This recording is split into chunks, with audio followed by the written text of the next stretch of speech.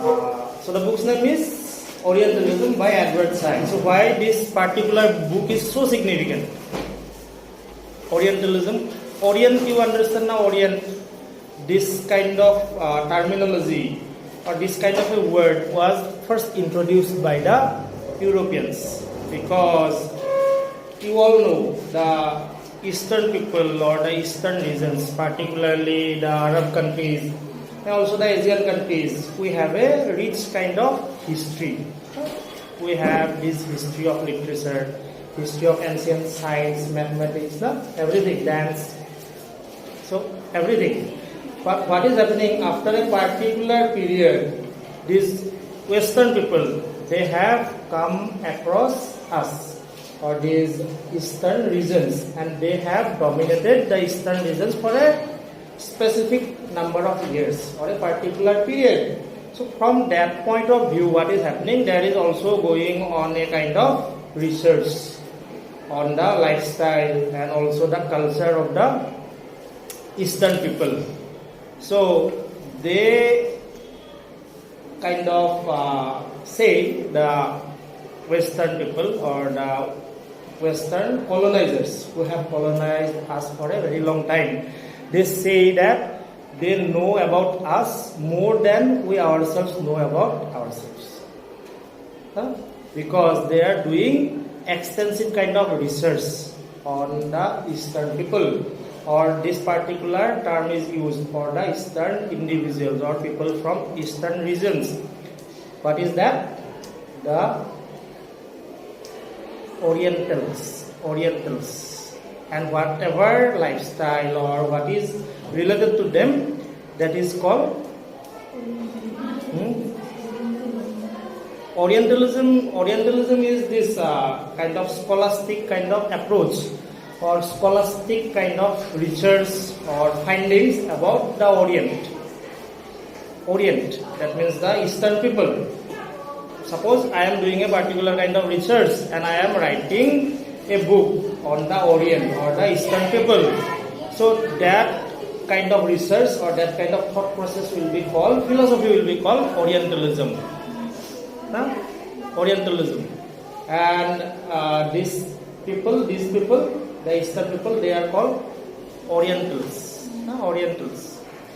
So, and again the Western people who are doing research or dominating us for so many ages, they are called Orientalists. Orientalists, people who go by or abide by this definition of the Orient, that Eastern people are snake charmers, they are underdeveloped savages, they are incapable of any kind of developed thought, they are always below us. So they are called Orientalists. So why this particular book is significant? This book is trying to subvert that kind of a thought process or subvert that kind of a philosophy, that Orientalism is a kind of false notion about the Eastern people. Whatever Orientalism is trying to say about the Eastern regions or the Eastern people, they are false notions. They are not exactly true. They are based on some people's views or their experiences, but they are not objective facts. There is much more to the Orientals or to the kind of Eastern regions than posited by this philosophy of Orientalism. So that's why this book is significant, because this is the basis of post-colonial studies. Post-colonial. So colonial or colony means we were colonized by the Western people. So after that, we have a particular, after we have gained our freedom or we have got our independence, there is a particular kind of existence for us, a free kind of existence. So how we think about ourselves and how we project ourselves to the rest of the world. So that philosophy is there. Now we have to find our own identity. So post-colonial studies do that. So that means after the kind of colonized identity that we had for such a kind of long time, after that also we have a different kind of identity which we ourselves are creating for ourselves. So that is done by the post-colonial studies. One of the most significant authors of that post-colonial period, post-colonial authorship is this guy, Tistiva. She is talking about the subaltern. And also these people from various regions, Naipol, then here's Naipol, you have heard of, then Gabriel Garcia Marquez, these people, Mario Vargas Llosa, our very own Salman Rushdie, Arundhati Roy. These are all post-colonial writers. They are giving a kind of narrative through which they are trying to formulate a new kind of identity for the people of the eastern region, particularly of Asia, and also the Latin American countries. So that's why this particular book is significant. So in this class, we are trying to analyze this first chapter which you need in your syllabus, the scope of Orientalism. So here, at first, he is trying to study this particular philosophy. Edward Said is trying to study this particular philosophy of Orientalism from two perspectives. Perspectives of two Western individuals, particularly from England. They were British individual. One is your one is your James Balfour. He was a kind of administrator in the British Parliament, and he had the experience of working both in India and also in Egypt. And the other one is Mr. Cromer, and he also had the experience of working both in India and also in Egypt, and for a very long time he was the governor of Egypt. So he has this first-hand experience of how to govern a particular country. So both of them have a particular kind of idea which they themselves have formulated for the Orientals, or for the, you can say, these eastern regions, or specifically for India and Egypt. So what are these definitions that they are providing, and what are the perspectives Edward Said is providing based on their comments or based on their definitions? We will be analyzing today, or trying to analyze today. So what he is first referring to is this one, 1910 lecture in the Parliament by Arthur James Balfour. He was a kind of representative in the British Parliament, and he was talking on the topic of this kind of colonies, British colonies, specifically on Egypt, how Egypt is being governed by the British government. So he was talking on that. So here what he is doing that, in a way, while they are colonizing the Egyptians, they are civilizing them according to him, because this is the need of the hour according to him. It's a 1910 lecture, almost a century ago, no, more than a century ago. So he was talking about that whatever we are doing in India or in Egypt, that is absolutely right. In a way we are giving them light. Now we are civilizing them. Without us, they would be leading that uncivilized kind of life. They will be uncivilized for the coming decades or coming years as well. So we are a kind of boon for them. So he was trying to justify, and it's a kind of process through which both the parties benefit, or both the parties profit. So what he is saying is, the problems with which we have to deal in Egypt, these he said belong to a wholly different category than those affecting the Isle of Wight, the West Riding of Yorkshire. So he is making a kind of comparison between Egypt and England. So what are the problems that we are encountering in Egypt, or specifically in India? They are very much different from the problems that we regularly encounter in England. So comparing our lifestyle or comparing our existence to theirs, it is a problematic matter. That comparison does not exist, because their existence is totally different, far below than our own existence. So when we compare, that comparison is not valid. That's what he is saying. And he said that in the Parliament, British Parliament. He spoke with the authority of a long-time member of Parliament, former Private Secretary of Lord Salisbury, former Chief Secretary. So these are the various kind of positions or offices that he had held. So he had this authority, this first-hand kind of experience to talk on the nature of kind of governance on the eastern region. So he had the first-hand kind of experience and also the authority. So that's why he had this viewpoint. And Balfour himself put Robertson question again: what right have you to take up these airs of superiority with regard to people whom you choose to call Oriental? So we are ruling over the Orientals, or that means the Oriental regions, the Orient. That means the Eastern people from the Eastern regions.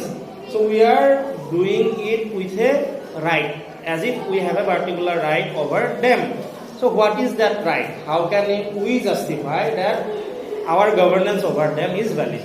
So we have to justify. So he put that as a kind of question, and he is trying to justify. So what he is saying, the choice of Oriental was canonical. So canonical means for ages it has been there, this definition. Oriental means the East. Whatever is Eastern, that is Oriental. So that definition is from the Middle English period, from the medieval period itself. So it's a very kind of cliche kind of a term. It has been employed by Chaucer and Mandeville by Shakespeare, Dryden. So all the English authors, you name it, they have used this word to kind of point to the eastern regions or people from the eastern regions. So he is also using it. It designated Asia or the East geographically, morally, culturally. So everything that is there about the eastern people or the eastern regions, it is represented by this particular word, Oriental, or you can say the Orient. Now, one could speak in Europe in an Oriental personality, an Oriental atmosphere, an Oriental tale, Oriental despotism, or an Oriental mode of production, and be understood. So when you refer to these people as the Orient or the Orientals, so people will understand in the western regions or in the western countries. You don't have to explain that Orientals means this or that, because in their kind of philosophy that term is always there for a very long period of time. Marx had used the word and now Balfour was using it. His choice was understandable and called for no comment whatever. So when he was using this particular word for representation, particular representation, nobody was questioning why you are calling the Eastern people the Orientals. What is the reason? What is your validity? So nobody was putting up a kind of question. Two great themes dominate his remarks here and in what will follow: knowledge and power, the Baconian theme. So when you talk about Bacon, Francis Bacon is the kind of epoch of enlightenment. The kind of so-called modern kind of civilization, from darkness to light. Now, so these two themes dominate his works. So what are these two themes? One is your knowledge and the other one is your power. So when Balfour is also talking about the Orientals, these two themes also dominate his speech. So based on knowledge and power, we are discriminating the Orientals from our existence. Now we are differentiating us from the Oriental people, because in case of knowledge they are inferior to us and we are more powerful than us. So we have both the advantages, and that's why we have the right to dominate them or to colonize them. Our knowledge of Egypt, and not principally with military or economic power, knowledge to Balfour means surveying a civilization from its origin to its prime to its decline. And of course it means being able to do that. So that means, what is knowledge? According to this definition, knowledge means your ability to understand some other race. So that means you are an European, but you have that knowledge to analyze and understand the Eastern people. You know better than themselves what kind of existence they are having. So that is knowledge. So when knowledge you have, automatically you have power over the other individuals. So automatically you get access to the right to rule over them or to dominate them. No? So that is happening here. So he is justifying. Knowledge to Balfour means surveying a civilization from its origins to its prime to its decline, and of course it means being able to do that. Knowledge means rising above immediacy, beyond self into the foreign and the distant. So that means when you have knowledge, then only you have the ability to explore. Without knowledge, you don't have the ability to explore. So we have knowledge, so that's why we can exercise power over the others. So we have the ability to explore and dominate other races in the world. So এই বস্তুটো কৈছে। And authority here means for us to deny autonomy to it, the Oriental country, since we know it and it exists in a sense as we know it. So that means as we are more powerful, we are more knowledgeable, we are not eager to give any kind of autonomy to the dominated class. So that means they won't be able to speak for themselves. We who have more knowledge and more power will be speaking for them. They don't have the right to speak for themselves. So autonomy means this kind of independence to speak for yourself. No? So that won't be given to them because we are more knowledgeable and at the same time we also are more powerful. British knowledge of Egypt is Egypt for Balfour, and the burdens of knowledge make such questions as inferiority and superiority seem petty ones. So that means when you are comparing the Egyptians to the British, that comparison is invalid according to Balfour. So that means we are almost always the superior beings and they are the inferiors. No? So we always have these inborn rights to dominate them or to rule over them, and there is no question about that. It's a very authoritative kind of a viewpoint. No? What he is saying. Balfour nowhere denies British superiority and Egyptian inferiority. He takes them for granted as he describes the consequence of knowledge. So based on these two things, power and knowledge, he is nowhere questioning the inferiority about the, question of inferiority that is there about the Egyptians. That people in their kind of thought process believe that the Egyptians or the Asian people, they are always inferior to us. And there is no question about that. We take it for granted. We are inborn superiors and they are inborn inferiors. No? So look at the kind of philosophy they have developed. No? So that is Orientalism. So according to Edward Said, that is not valid. It's a kind of false notion. No? So that's why he was kind of severely criticized when his book came out in 1978. He was called anti-Western. Since these facts are facts, Balfour must then go on to the next part of his argument. It is a good thing for these great nations, I admit their greatness, that this absolute government should be exercised by us.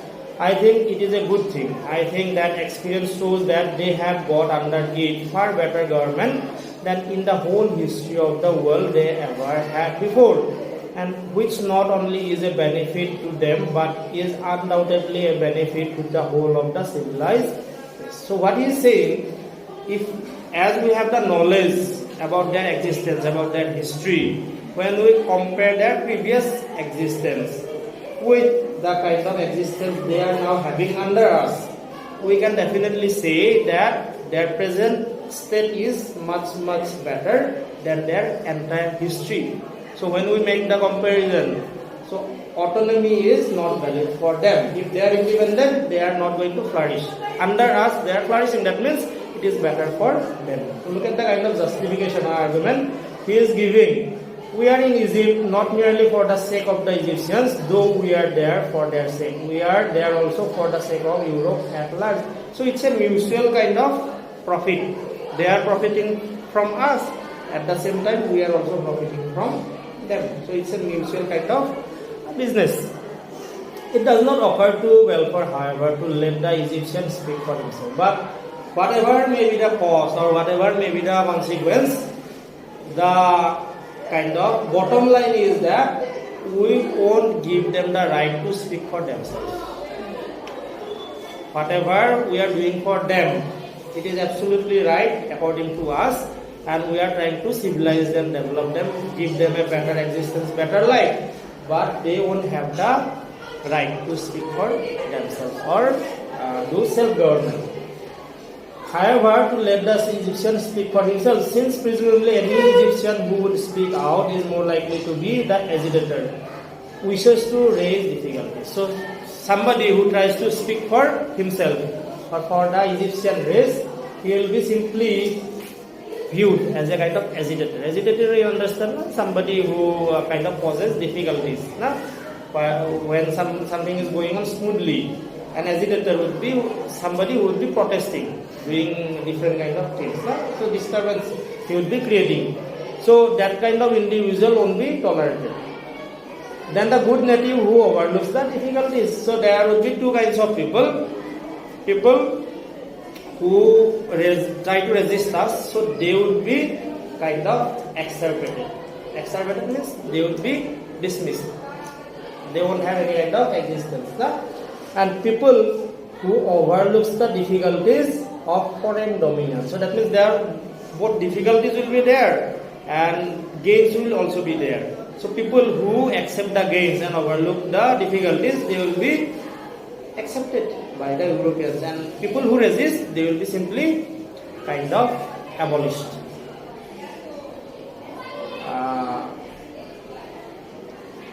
If that is our duty, how is it to be performed? X. England exports our very best to these countries. These selfless administrators do their work amidst tens of thousands of persons belonging to different creed, a different race, a different discipline, different conditions of life.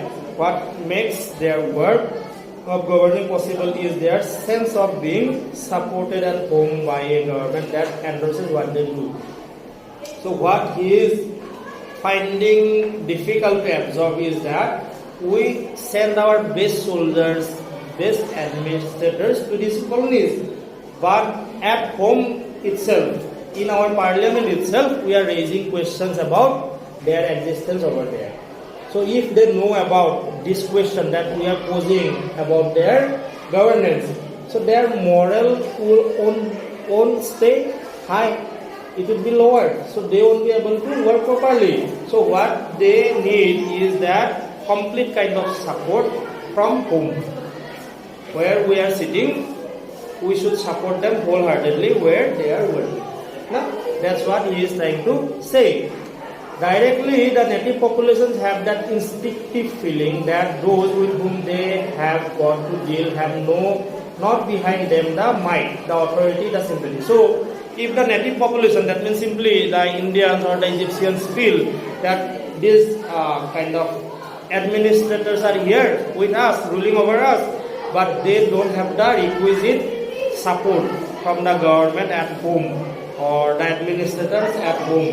So they will see it as a kind of weakness and they would have the courage to kind of revolt against the administrators. So that we should not let happen. That's what Balfour is trying to say in the parliament.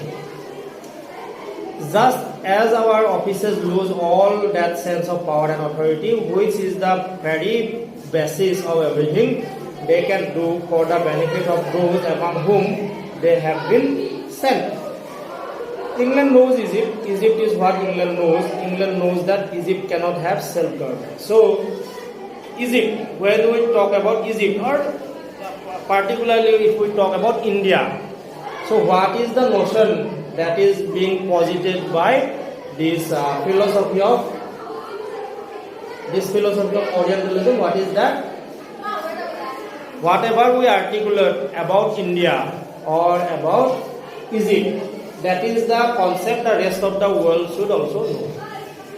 They don't have their own voices. So that is the difficulty or problem with the concept of Orientalism. They are trying to kind of produce a philosophy or produce a kind of outlook that the Orientals or the Eastern regions will be viewed through the eyes of the Europeans, and rest of the world will look at the Indians or the Egyptians through the eyes of the Englishmen.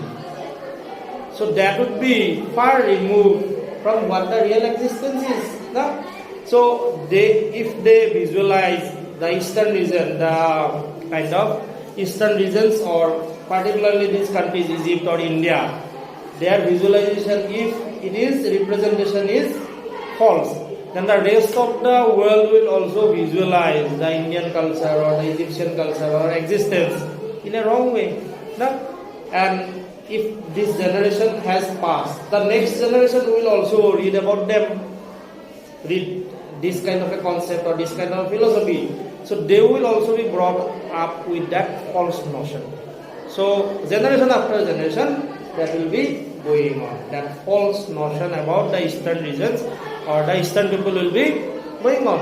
So that's why after so many years also, today also, if you go to England or the Western countries, there are lots of numerous kind of misconceptions about India, because people who haven't had the first-hand experience about the Indians or the Eastern people, they learn from others.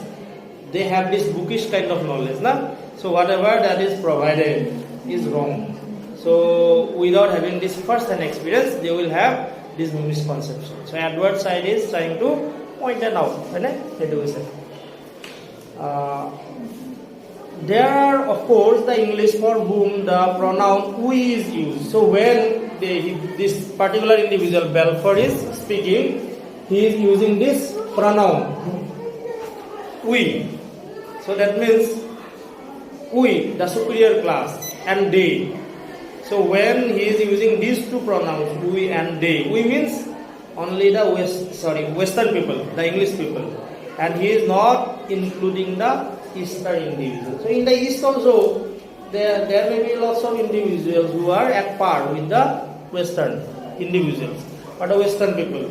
But while talking about them, he is not including them in the pronoun we. He is just discriminating between the two kind of existences, we and they. We are the superiors, they are the inferiors. There are, of course, the English for whom the pronoun we is used with the full weight of distinguished, powerful man who feels himself to be representative of all that is best in his nation's history. So what he is saying, that we are the most capable race, the Western people, we are the most capable race on this earth, and we represent the best of mankind, and they represent the worst. Now, so this distinction between we and they, Balfour can also speak for the civilized world, the West, and the relatively small corps of colonial officials in Egypt. If he does not speak directly for the Orientals, it is because they after all speak another language, yet he knows how they feel, since he knows their history, their reliance upon such as he, and their expectations. So that means he is discriminating between themselves and the Orientals because he thinks that he has this knowledge of these individuals, what their existence is, even though they speak a very foreign kind of a language or different kind of language, still he have complete kind of overhaul of the Eastern individuals. We know everything about them. So we can define, we will define who they are, not they. Right?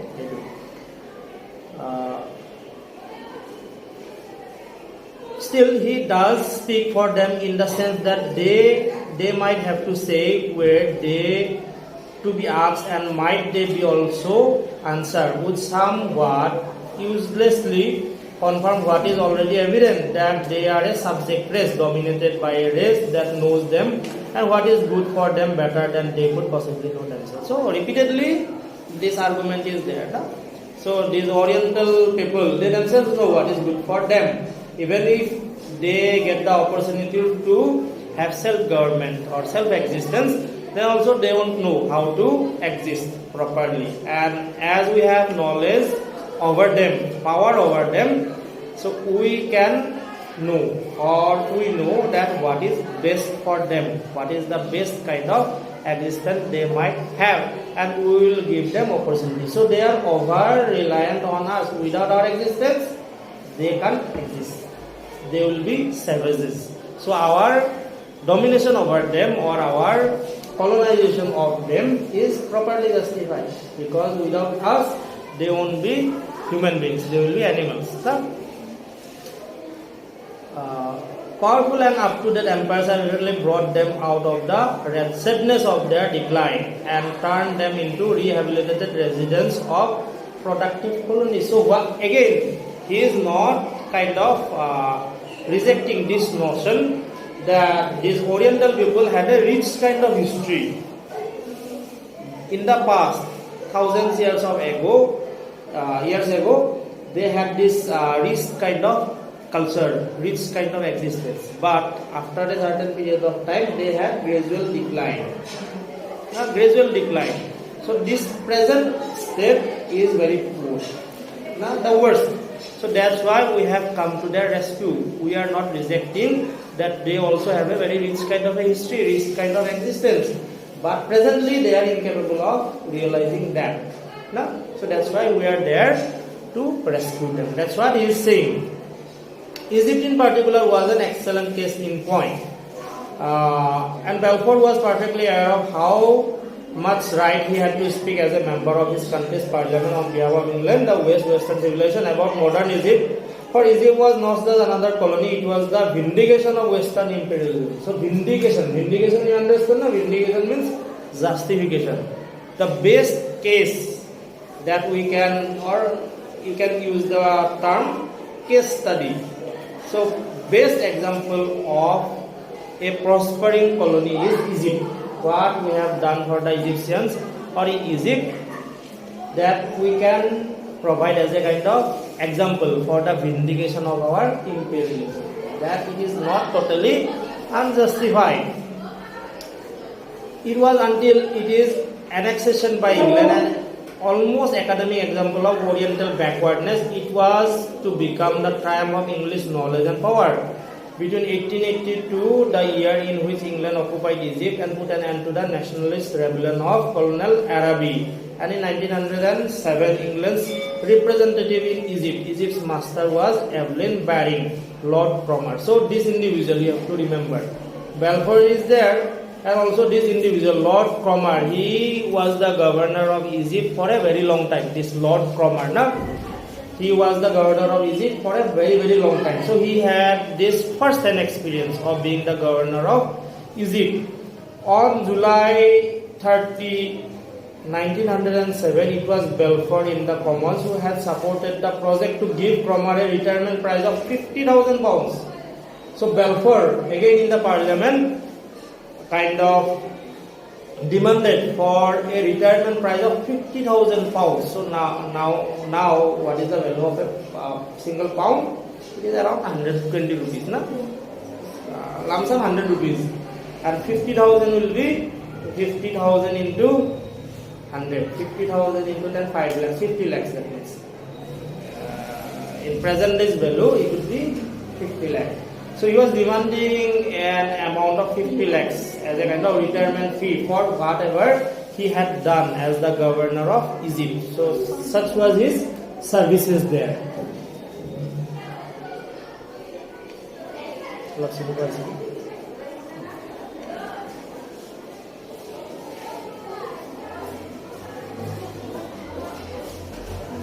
But what really mattered was the unbroken, all-embracing Western tutelage of an Oriental country. So tutelage boli gole, that means a kind of forced kind of concept. Now, you are teaching somebody something, and he does not know what it is. You are just forcing it on him or her. No? So they were giving a kind of concept of this modern country or this modern existence to the colonies. And they were saying that we are the facilitators of this modern society. Facilitator, you understand, somebody who helps you to grow, who is helping you to study properly or grow up properly in a kind of proficient manner. That is called facilitator. So they were presenting themselves as facilitators. We are helping the uncivilized to become civilized and become a modern kind of existence. From the scholars, missionaries, businessmen, soldiers and teachers who prepared and then implemented the occupation to the high functionaries like Cromer and Balfour, who saw themselves as providing for, directing and sometimes even forcing Egypt rise from Oriental neglect to its present lonely. So they take all the credit that we have led them from darkness to light, and we are the kind of guiding angels, the Western people.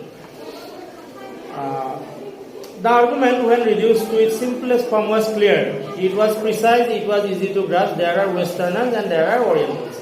So this is the basic argument when you read these two people's arguments, or when you read about these two people, Cromer and Balfour. So what they are saying, that there is a kind of clear distinction between what is Western and what is Oriental. So there is a clear distinction, and it's a kind of God's creation according to them. So we are made superior by God, and they are made superior by God. So there is no logical kind of explanation. That is kind of natural according to them. ইয়াতে যে green যে কৰিছে Orientals and Westerners and Orientals. The former dominate, the latter must be dominated. So this is the rule. The Westerners dominate and the Orientals are always dominated. That is the kind of rule that is there.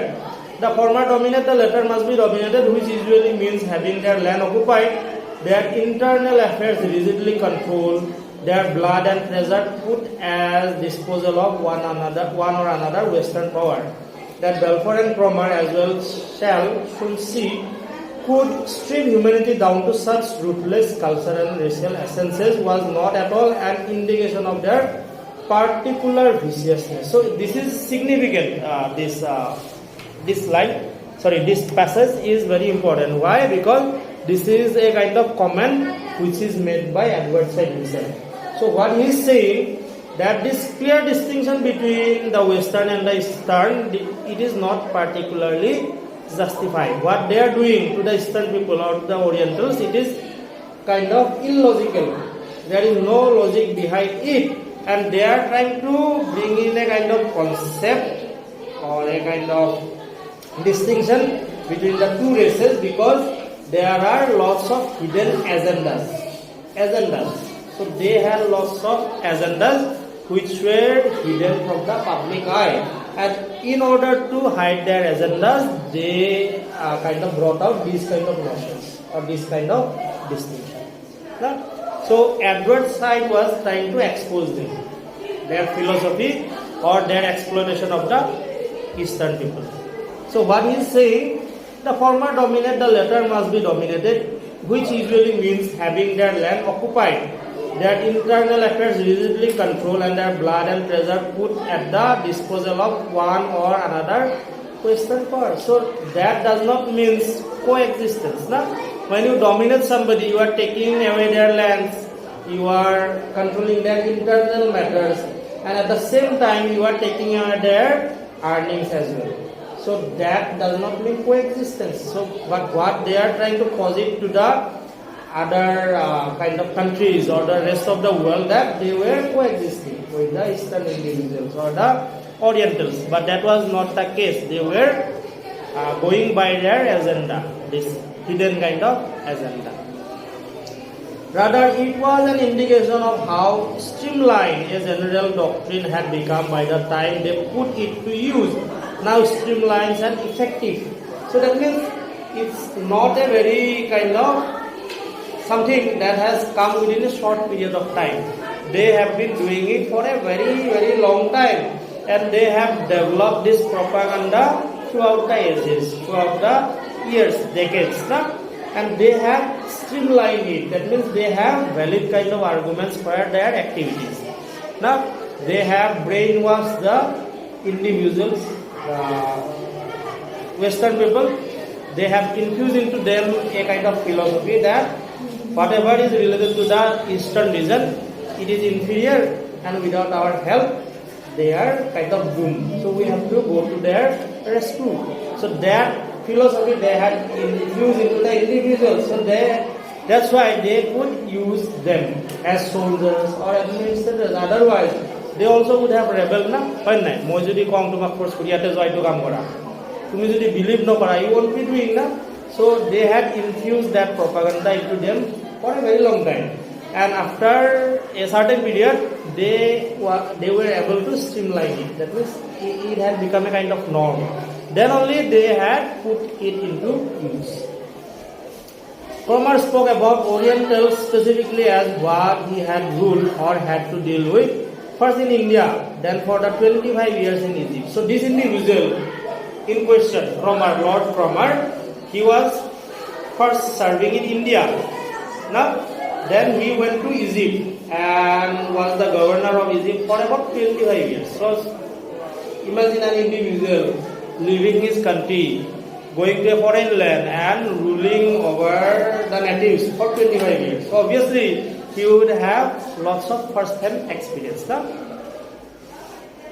Then for 25 years in Egypt, during which he emerged as the paramount consul general in England's empire, Balfour's Orientals are Cromer's subject races. So when you talk about Balfour, whom he is referring to as Orientals, Cromer is referring to them as subject races. Subject races. Subject races. That means inferior races. So there are lots of races in the world, according to Cromer, who are born to be dominated by others. Subject races. So subject means inferior. Which he made the topic of a long essay published in the Edinburgh Review in January 1908. So he also published a kind of essay on his first-hand experiences in the year 1908 after his retirement. Once again, knowledge of subject races or Orientals is what makes their management easy and profitable. So this knowledge is very, very important. So if suppose in your life also, some people have a kind of power. Ravasar is doing your knowledge and power, Foucault. Truth and power, yes. Knowledge is also there. So what is that power?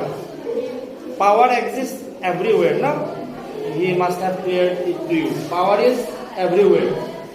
In this classroom also, we are exercising lots of power. In all kinds of one-to-one connections or multiple kind of connections or existence, we exercise power. Okay? Suppose I am the teacher here, I am delivering a lecture and you are listening to me. So I am exercising some kind of power over you, because I am the authority. And amongst friends also, some friends are dominating, some are kind of what to say, very submissive. Some are very dominating. So that also is a kind of exercise of power. You are dominating others. So that means you exercise some kind of power. Maybe it is your case, maybe it is your approach to life, it's the way you talk. So that way also you are exercising some kind of power. So in all kinds of existence, these inter kind of connections are there. So in every relation, every connection, there is power. There is power. This surveillance theory he has talked about. Surveillance theory. In Foucault, he talks about this surveillance theory. People are being surveilled. We are afraid to do bad things, because we consider them as sins. We don't want to commit or do sins. Why? Because we are afraid that afterlife will be judged by God. So that is also a kind of power that is being exercised over us, because from the day we have our senses, we are being taught this kind of a philosophy that God is there, some external power is there. So if you do bad things, the end result will also be very bad. So you fear these kind of powers. So some kind of power is also being exercised over you. I don't know. Exercise position. When you come to college, on the road, when you are walking, then also you feel that everybody is looking at me. So you have to walk very carefully, in a kind of proper manner. My dress should be proper. So society is exercising some kind of power over it. This surveillance theory you have to read. Surveillance. So surveillance theory, some prisoners were there once in a jail, particular jail. So they were put and they erected a kind of tower, and top of which lots of soldiers or guards were there, and they were always surveilling the inmates. And if they did something mischievous, they were severely punished. But from the bottom, they could not see who were there at the top. So even though the guards were also not there, the prisoners acted in a disciplined manner because they always had that fear that the guards are always observing us. So they were disciplined. So that is your exercise of power. Now everywhere. That means this power structure is always there. So here also, what Cromar is saying is that these subject races, they are born subject races. They are born inferiors, and we have this automatic power over them, and we have the right to rule over them, which he made the topic of a long essay published in the Edinburgh Review in 1989. Once again, knowledge of a subject race or Orientalism is what makes their management easy and profitable. So this knowledge is important for exercise of power because we know them inside out, and if we know that if I say this they will react like this, we can be prepared beforehand. So it helps in us dominating them. We can find ways to dominate them. Otherwise, if you don't know anything, you also don't know about their reaction, the reaction pattern. So if you have studied somebody extensively, the manujanok jodi etu kong enake react koribo pare. So you are prepared beforehand. Right or not? Etu kiyo tumi manujanok study korisa agote je enake bole enake khong ta kotha nokong. Right or not?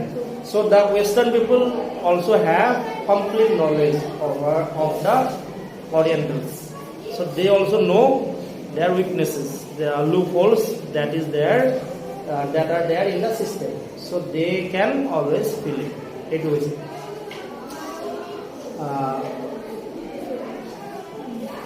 knowledge gives power, and more power requires more knowledge, and so on in an increasingly profitable dialectic of information control. So both of these things go hand in hand. Buji paisa na, it is the main point, knowledge and power. So you are exercising power over the inferiors, the inferior races, the Indians, the Egyptians. You are controlling over centuries now, and you continue to do so because regularly, parallelly, this study is also going on. This research is also going on. Now you are controlling the Egyptians and the Indians, and parallelly this research is going on. So the inferior races, they are fighting for their freedom, and this research is giving you data how to avert that, how to control them in the coming years as well. You are finding more and more about them.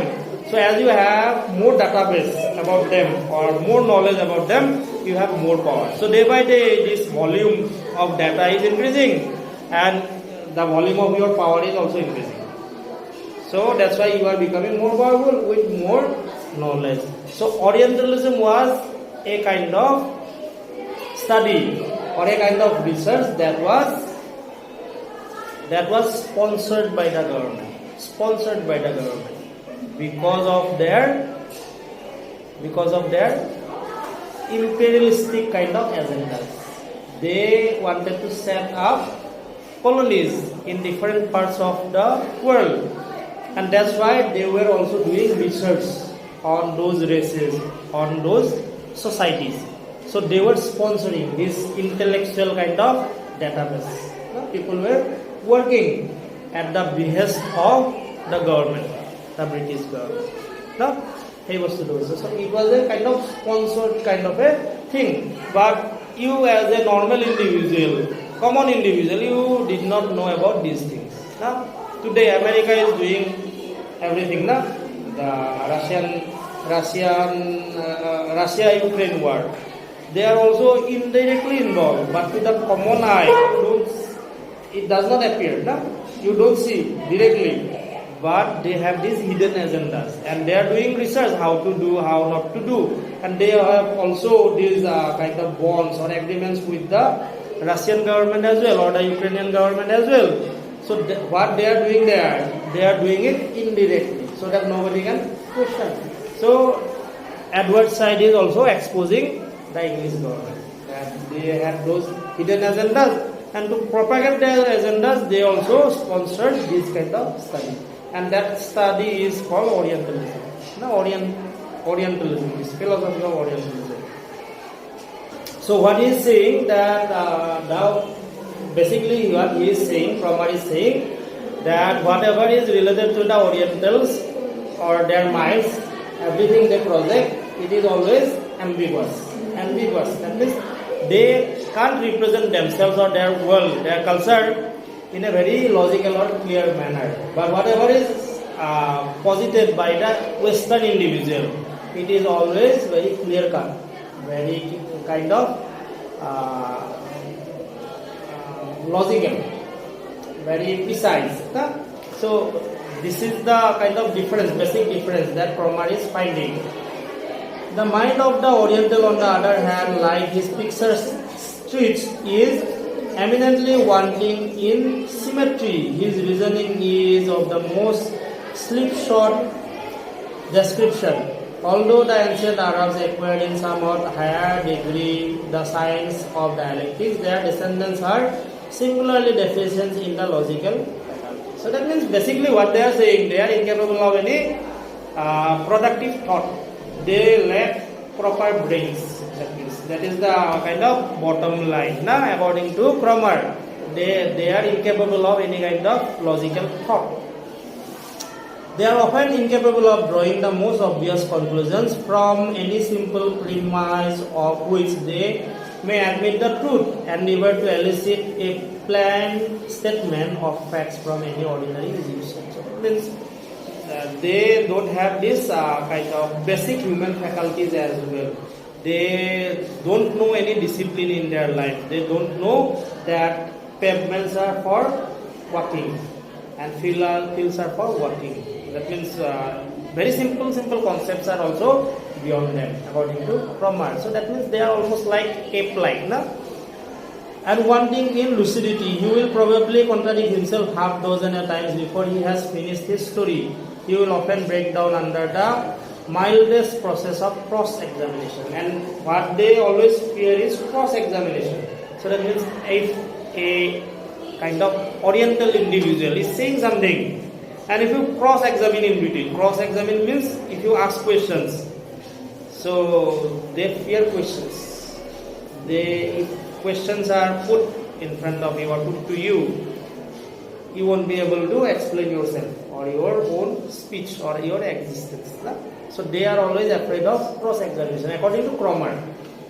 Orientals or Arabs are thereafter shown to be gullible, devoid of energy and initiative, much given to fulsome flattery, intrigue, cunning, and unkindness to animals. So that means they don't have these basic human faculties.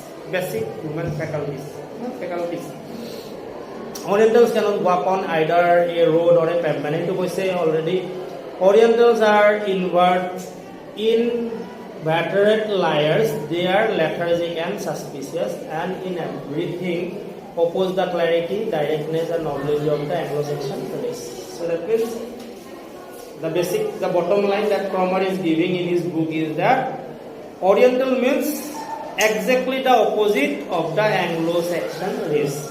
If you know what is a kind of Englishman, then you also know what is an Oriental, because the Oriental is exactly the opposite of the English.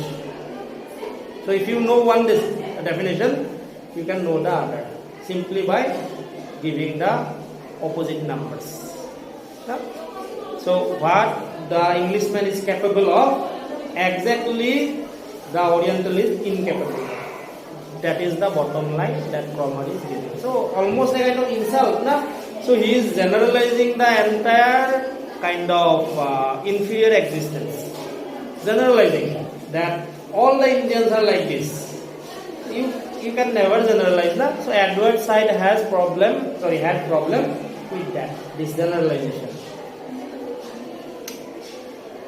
As I am only a diplomat and an administrator whose proper study is also man, but from the point of view of governing him, Kromar says, I content myself with noting the fact that somehow or other Orientals generally act, speaks and thinks in a manner exactly opposite to the European. Already told you, the crime was that the Oriental was an Oriental, and it is an accurate sign of how commonly acceptable such a tautology was that it could be written without even an appeal to European logic or symmetry of mind. So this is the problem that Edward Said is finding in this concept. When you are saying that the European is exactly the opposite of the Oriental.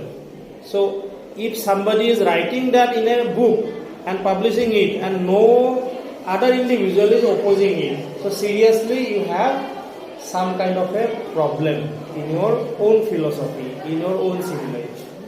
As Westerners, we have a very big problem when we accept this kind of a distinction. Okay? That's what Edward Said is saying. Thus, any deviation from what were considered the norms of Oriental behavior was believed to be unnatural. Cromer's last annual report from Egypt consequently proclaimed Egyptian nationalism to be an entirely novel idea, a plethora of exotic rather than indigenous group. So, what he said? So, when they were rebelling against the Europeans or the English throne, so that means that idea was totally unrealistic. They don't know themselves properly. So that's why they have read it somewhere from a different kind of a region and they were trying to apply it on themselves. So that's why it is a kind of exotic idea according to him. It's not a native idea because they are not incapable of revolting against the English. So they have brought in the idea from some exotic land or exotic faraway land and they are trying to apply it to themselves. So it is never justified according to Cromer. They are incapable of these kind of things. The absolute demarcation between the East and the West, which Balfour and Cromer accept with such complacency, had been years, even centuries in the making. There were, of course, innumerable voyages of discovery. There were contexts. So that means this concept is coming in long time. This concept of Orientalism, that there is this particular distinction between the Western and the Eastern. So it has taken centuries to come forth. But before that also, there were connections between the East and the West. There was commerce, business আছিল আগতে আমাৰ Indian Raja বিলাকৰ Western বিলাকে business কৰিছিল, commerce কৰিছিল, right? And there was also exchange of music, culture, etc., literature, everything. So there was a kind of rich kind of exchange. So it has a kind of rich kind of history of the exchanges between the East and the West, and there was a kind of mutual respect from both the parties about both the parties. The Eastern people respected the Western culture, and also the Western individual respected the Eastern existence. But what is happening is that is being diluted in the concept of Orientalism. What happened in the past, it is regarded as past, but now they have become suddenly inferior. Earlier they were rich, but suddenly they have become inferior. So how can that happen? It is almost impossible. So Edward Said kind of has problems with that. He says that the basis on which Orientalism is, the concept of Orientalism is built, that very foundation is very weak, very wrong. No, it is not correct. Whatever they are trying to project to the rest of the world, that notion itself is false, wrong. No? Through the relationship of strong and weak could be disguised and mitigated as when Balfour acknowledged it. But the essential relationship on the political culture